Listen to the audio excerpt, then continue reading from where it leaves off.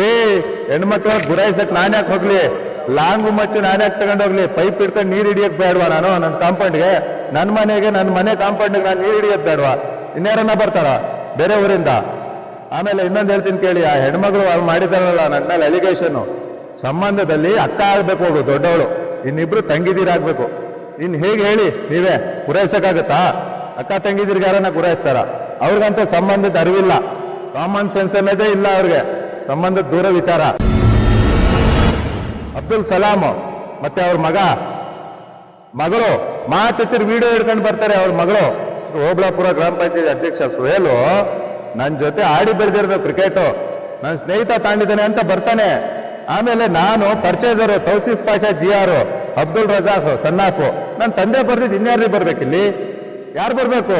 ನನ್ನ ತಂದೆ ಬರ್ತಾರೆ, ನನ್ನ ಚಿಕ್ಕಪ್ಪ ರಕ್ತ ಸಂಬಂಧಿ ಅವರೆಲ್ಲ ಬರ್ತಾರೆ. ಇಲ್ಲ ಸಲ್ಲದ ಆರೋಪ ಮಾಡಿದ್ದಾನೆ ಆತ. ಕುರಿ ತುಂಬ್ಕೊಂಡೋಗಿದ್ದಾರೆ ಅವರು, ಅವರೇ ತುಂಬ್ಕೊಂಡು.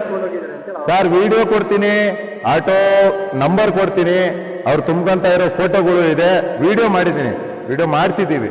ಅವ್ರು ತುಂಬ್ಕೊಂಡೋಗಿ ಇಲ್ಲ ಸಲ್ಲದ ಆರೋಪಗಳು ನನ್ನ ಮೇಲೆ ಹಾಕಿದ್ದಾರೆ.